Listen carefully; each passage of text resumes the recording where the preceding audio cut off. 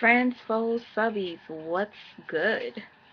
Today is Monday, and I was very disappointed when I turned the TV on to VH1 at 8 o'clock and Love and Hip Hop was not on. So I figured that it was going to play at 9 o'clock because Lala's show is coming on next week. So I figured they want to put like the less popular one first, which would probably be Black Ink, and then Love and Hip Hop, and then Lala, but no, that wasn't the case. They played Black Ink twice in a row and didn't show Love and Hip Hop. There might be plenty of reasons for this, because if you guys have been following the drama, Mendices is having some legal issues with molestation and drugs, and apparently Tahiri is married and she has herpes, and you know, a bunch of other stuff. Whatever. It is what it is. They didn't show it today. Tomorrow I'm looking forward to Bad Girls Club, but I wanted to share something with you guys. Since I was bored, it took me a while to finally like agree to do this in my head. Because I'm like, you guys are probably gonna think I'm lying, or you know what? Honestly, it doesn't matter because I'm not lying. I'm telling you guys the straight up truth. The straight up truth. Like, I have no reason to lie. This is going to be my tattoo testimony. Yes, testimony. And the reason why I feel like sharing this with you all is because it was crazy. Like, so you guys have to hear this, period, point blank. As you guys know, I do have tattoos.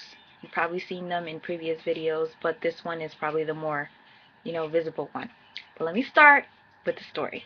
I got my first tattoo when I was 18. And basically, I I couldn't wait till I turned 18 just so I can get a tattoo. And what happened was I was in college. So at the time, I don't think I had a job, but I've been working since I was like 13. But still, besides the point. I didn't have a job at the time, which meant I had no money to get a tattoo, and I was just so depressed because I wanted to get the tattoo so bad. And what happened was, I kind of was like, oh Lord, I just want to have money so I can get this tattoo, da da da, whatever.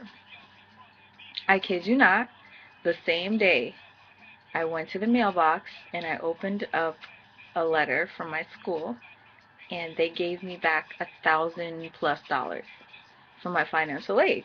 So I got my refund check the day that I wanted to get the tattoo. So I was like, oh my gosh, this is like meant to be. I'm supposed to get this tattoo. So I called up my best friend, and yes, this is probably the only best friend that I've ever had in my life that was my real best friend. But we lost touch, so it is what it is. So anyway, I call her and I tell her, I want you to come with me to Bridgeport. Bridgeport is like maybe almost less than 30 minutes away from me. But I was like, we gotta go get the tattoo. She agreed. So I took the check with me and I was like, oh, when I get there, I will just deposit it and then take the cash out. So when she meets up with me, it starts to rain crazy. It's like pouring cats and dogs. Like, the rain was just so heavy that it hurt. So anyway, we got our umbrellas and we head on to the train. And as soon as we get off of the train, the umbrellas just just broke. Like, both of our umbrellas just ripped off and just broke. Not to say that they were like that cheap, but I don't know what was going on that day. So we're running in the rain to the bank. So we get to Bank of America and I put my ATM card in the machine, and the card gets stuck. And it basically swallows the card and I have to go inside to get help.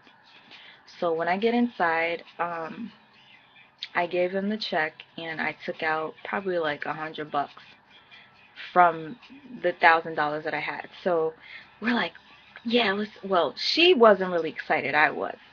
So the tattoo shop was only a block away from the bank, so we ran soaking wet to the tattoo shop.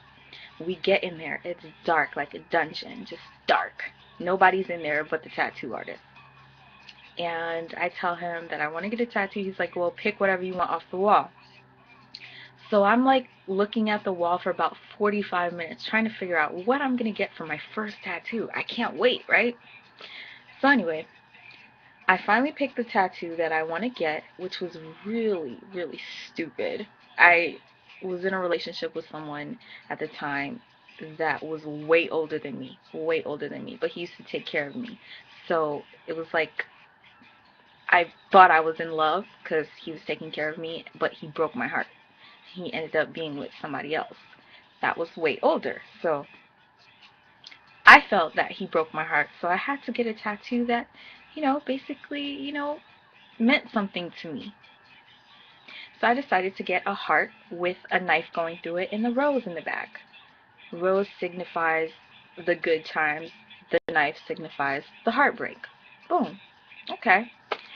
So we get into like the actual area where the tattoo artist has to do the work.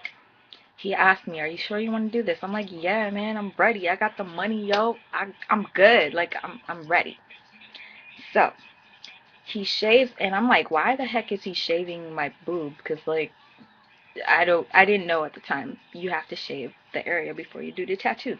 So he shaves my chest, and the reason why I chose my chest was because I was like, okay, it's by my heart, whatever. So he does that and he puts the stencil on. And once he puts the stencil on, I'm like so excited. And this is where you guys are going to think that I'm lying, but as God is my witness, you guys, some of you don't believe in God, and I say this every time I mention God because I respect everyone and their opinions. So I'm just going to tell you right now, I'm not lying. And my Father above knows. So as he prepares to actually, tattoo me, because it's like a gun. When you're sewing, you put your foot on the pedal, and basically the pedal makes the sewing machine go. Same with the gun. So you have the tattoo gun, you push the pedal. So he goes to put the tattoo gun on me. He pulls out all the colors and everything. He presses the pedal, but the gun doesn't work. So he's like pressing the pedal, like, and he's frustrated. And I can see this. He's not saying anything, but I'm like, there's something that's going wrong here. So anyway, finally, after like him trying for 15 minutes, he says to me, I don't know what's going on. I've had this machine for the last 10 years, but never has it like failed on me. And I'm like, okay, this is mad weird. Like, why when I want to get a tattoo, it doesn't work? But I was so adamant about getting the tattoo that I didn't care. I was like, I'll wait, figure out how to fix it. He's like, well, there's really nothing I can do for you because all the tattoo artists are out today. I have no other machine but this one, and it's not working. So if you want, you can come back tomorrow. And at this point, I was so pissed off because I had waited like 45 minutes to pick the tattoo, and then I waited an additional hour to see if the machine would start working again, which it didn't. So my friend was like, okay, it's a sign. You're not supposed to get the tattoo. So I'm pissed off. We go back home. When we get outside of the tattoo shop, there's no more rain. None whatsoever. God is my witness. My Father above. So we walk back to the train station. We head back to my hometown. And I'm just such in a pissy mood because I didn't get this tattoo. So we end up going to her friend's house. Her friend does hair, she braids hair or whatever, and we like normally just chill at her crib. And as we're at her crib, she's like, what's wrong with you, Diane? I'm like, oh, I'm so pissed off because I went to go get a tattoo and the machine stopped working on me. And I really wanted to get it today. I had the money and everything. So this hairdresser says to me, I got a boy that does hair. And he lives in the building right next door. And I'm like, you're kidding, right? She was like, no, straight up. let me call my boy right now. She calls her boy, and basically, he's like, oh, okay, cool. I was like, listen, I got the stencil still on my boob. All you gotta do is trace it. I'm good, dude. He was like, perfect. So, why don't you come next door to the ninth floor and to this apartment and we'll get it done. So I'm all happy now. I'm like, yay, I'm gonna get my tattoo. So, like I said, this is only the building next door. It wouldn't take me that long to get there, and as bad as I wanted the tattoo, as soon as I got off the phone with him, I just jetted over there. It took me about not even 10 minutes for me to say goodbye to the girl and then walk over to the next building. We get to the ninth floor, knock on the door. Charles opens the door, and he's like, hey, what's up? Are you the girl that just called about the tattoo? And I was like, yeah. And he was like, I'm so sorry, but I can't do it for you today. And I was like, but we just got off the phone and you told me to come over. He's like, I know I told you. You guys, I'm sorry. I'm about to like flip out right now because this to me is so weird. And I tell this story to people all the time. And if you believe it or not, that's on you. So anyway, he tells me he can't do the tattoo, and I'm devastated. And I asked him why, and he told me that when he hung up the phone with me, he got a yo, you guys, I'm like about to bug out right now. He got a phone call from someone, a couple that wanted to get matching tattoos, and basically he only had 2 needles left. So why not take 2 people over one person that's gonna, so clearly he chose to do 2 tattoos instead of one. More money. Fine. So he says to me, come back to me tomorrow and I got you. Meet me at 8 o'clock. And you guys, this is like freaking me out. Just talking about it again. So anyway, I leave. I'm pissed off. Go home. I don't even want to wash the stencil off of me because I was just so excited about getting my first tattoo. Anyways, I get home, have to take a shower, take it off, whatever. So, the next day, it's about to be 8 o'clock, and I call Charles, and he's not answering the phone. So I go to that ninth floor apartment, and he's not there. So I get on the elevator, and I get a phone call from Charles, and he tells me meet him on the 3rd floor. He basically did not live in the building. He was just using his people's apartment to do the tattoos. So when I went to the ninth floor, they were like, oh, he doesn't live here. He just comes here sometimes. So I go to the 3rd floor, and I get inside, and I see, well, this is totally outside of the tattoo story.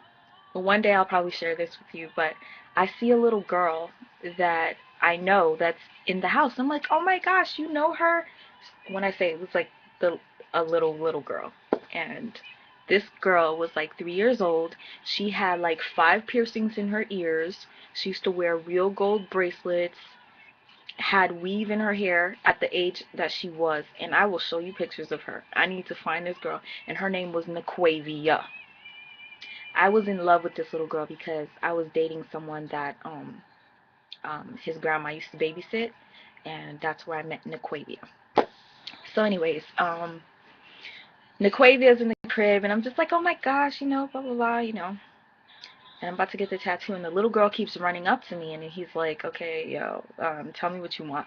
So he stencils it, he draws it himself, and I'm looking at it, I'm like, ew, this is ugly. This does not look as good as what the freaking real tattoo place showed me. Like, this is ugly. But I wanted the tattoo so bad that I didn't care that it was ugly, and he drew it, stenciled it on me, boom. Now, Shirley's sitting with me, and this is my best friend, and she's pissed off. She's like, Diane, why are you doing this?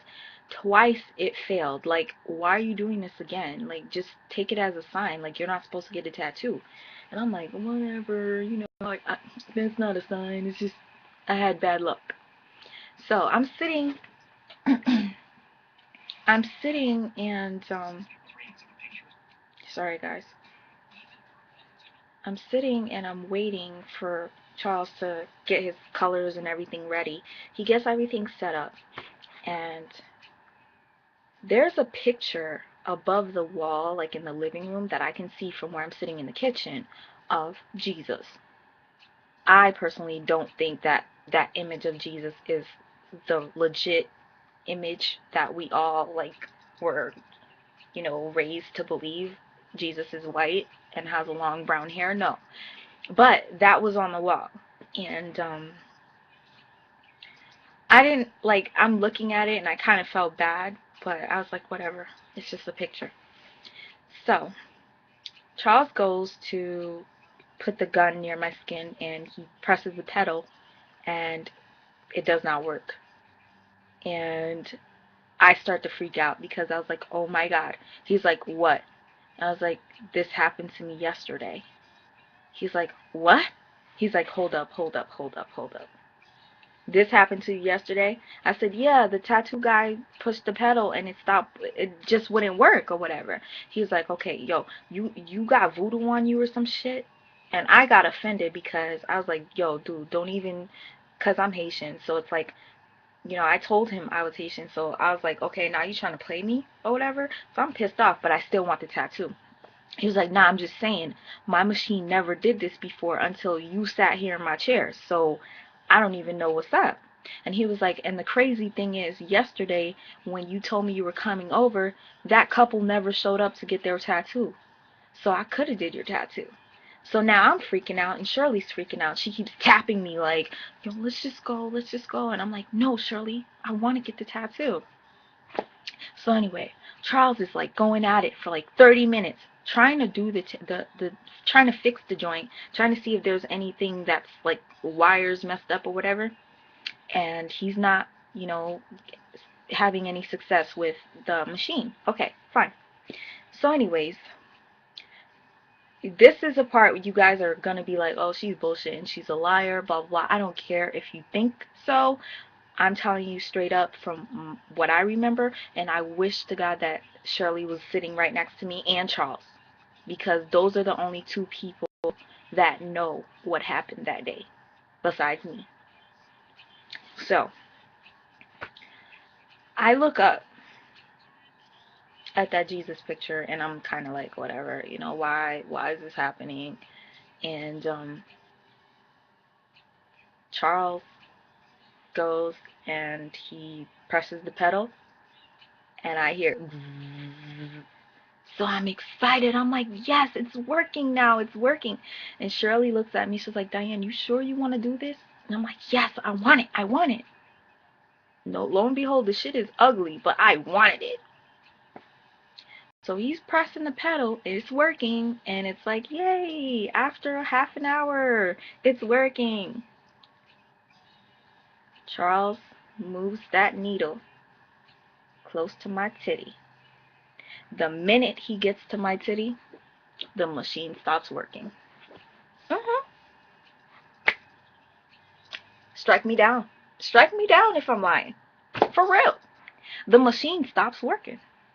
Hmm. So now Shirley starts to cry. She's like, because Shirley's really into church. And I was raised Catholic, but I just don't believe in that. Like, I used to pray to Mary all the time, and I don't, I don't. I got older, and I was just over it. So she's Baptist. She's really into church, and she's like, "This is a sign. You need to stop right now." And then all of a sudden, both of us look up at that Jesus picture at the same time. I didn't know that she looked at it the same time as me, but I looked at it and I was like, "Oh my God." And I was like, "Yo, oh my God." And then she's like, "What?" I was like, "Yo, that picture, it looks like it's crying." And she was like, "You know what?" Fuck, she just bounced. And I didn't know what she saw. All I know is that she bounced on me. She left me in the apartment with Charles and Booby by myself, and I used to call the little girl Booby, by myself. And I'm like, whatever, I want the tattoo. Forget what I just saw, what I thought I saw, because I do wear glasses. Well, at the time, I wasn't really wearing them that much, but I have to wear them now. So Charles goes up to me, to my skin again. Then the joint stopped working. And then finally, after 2 or 3 more tries, he puts the needle onto my skin. And then I felt it. And throughout the tattoo, it would stop. Like after he made the outline of half of the heart, it stopped and it wasn't working. And then he was like, yo, seriously, I really hate to start something and not finish it, but this thing is not working, so shorty, like, we'll reschedule. And I was just so upset that I was like, I'll wait, I don't care, I'll wait. And then the joint just started working nonstop, and I got the tattoo. Yes, I got the tattoo. I'll show you in a second. But after I got the tattoo, it didn't take very long to get it done. When I was done, I paid Charles $70. At that time, when I was 18 years old, $70, that was a lot of money, son. Mm-hmm. Yeah, that was 12 years ago, right? Anyway, so, especially for the size of the tattoo that I got, it was like pretty small. So, anyway, I'm done and I leave the apartment, and as soon as I step out of the apartment complex, Shirley's sitting on the stoop, on the sidewalk, and she's crying. And I'm like, damn, how long can somebody cry? Because it took me a while to get the tattoo. So I go up to her and she's pissed off. She was like, I'm so mad at you. How could you do that? How could you do that after all those signs we got? Like, I'm about to get emotional. I don't want to. Let me hold it. She's like, how could you do that after all those signs that we got? Like, you weren't supposed to get the tattoo and you did it anyway. And then she goes, did you? She's like, that picture looked like it was crying straight up. She was like, that's why I ran out. And I'm like, you're lying, because that's the same thing that I saw. But I was like, oh no, I'm just seeing shit. And she was like, no, that was a sign. And I'm like, so anyway, Shirley left me. Like, she legit just walked home, didn't say anything to me. And I went home and I went to the bathroom and I looked at the tattoo and I just bursted out crying because I was like, I can never take this off. It's there for good. And I just was crying and I regretted that I got the tattoo as soon as I got home. But it was too late, you know? And then, having to go through the process of hiding it and all that crap and the bleeding and all that, I hid it for a good couple of years, and I ended up going to college, like, far from home, like 2 years after that first tattoo, and I was depressed, and I was like, I'm just gonna get another tattoo because I'm depressed. But I love my mommy, so I'll get a tattoo with my mama's name on it, which I did, which is on my arm. But as far as this being a tattoo testimony, I just want to let you guys know that this was real. 3 times in a row, I tried to get the tattoo. The machine would not work, or somebody would just like the second instance was when Charles was like, sorry, 2 people are coming in. I had 3 signs, 3 chances, but I chose to get the tattoo anyway. Now, I ended up getting more tattoos throughout the years, but I think I'm done because I had my last tattoo experience was horrible. Um, This was the tattoo that Charles drew. Not the hearts. I got the hearts years later, probably in '06 or '07. But this was the tattoo. It looks really cheesy, but yeah, I got that. And then the next one was my mama's name. And my father tried to kick me out the house after I got that. Mind you, my mom's name is Amelia. This says Emilio. Mhm. Yeah. And I have tattoo scarring. Like, you can feel the bumps to it, because I had to get it done twice. And then the dude went so deep in my skin that I have like bumps on it. Okay, fine. And then I decided that I was going to get these on top for whatever reason. And my last tattoo is this. Now, this tattoo, I really, like, seriously want to get it fixed because, number one, if you can see, it's a snake there, okay? And a black widow, and there's hearts around it. Now, the hearts that are done on the bottom, these couple that are going around here, not the top ones. I don't know if you can see, the top ones have black outlining on them, but the bottom ones don't, and the bottom ones are kind of ugly. Now, the issue with that is, the original tattoo that I got it after I broke up with an ex, dummy. Yes. I was so pissed off that I was like, oh, I have so much hate in my heart. I'm going to get a black widow. I'm going to get a freaking serpent and all this stuff. And I'm so angry, right? Now, anyways, I got that, and then I started to realize, like, that was the dumbest shit you ever did, and that was the most painful tattoo. Like, I asked the dude to stop. I was like, I don't care if you scarred me already and you already put all your lines on there. I don't care. I don't want this tattoo because it hurt that bad. But I stuck through it, got it. Then I went to a tattoo shop years later with this girl that wanted to get tattoos. She's like, come on, get one, get one. And I had no idea what I wanted to get, and I didn't want to pick another side of my body to do anything. So I asked him to add the additional hearts, which the stupid ass tattoo artist charged me $100 just for these little hearts right here, just going around the corridor of my first tattoo. And he didn't even outline it in black, and they looked like blotches, and they were ugly. That's when I first decided to do my first YouTube video, like 4 years ago. You guys can see how ugly it looked. I wanted to like sue the place, but period, point blank, this was my tattoo testimony. You guys take it however you want. You think I'm lying? I don't give a fuck. I'm just sharing this, okay? Now, this is probably my longest video ever. 26 freaking minutes. I didn't even know I could record that long. But y'all, peace, blessings, and I'll see you tomorrow for Bad Girls Club. If you're here, if you're even interested to watch my damn reviews that are so boring, right? But, yeah. Peace. Guys, I'm back. I forgot to show you another tattoo.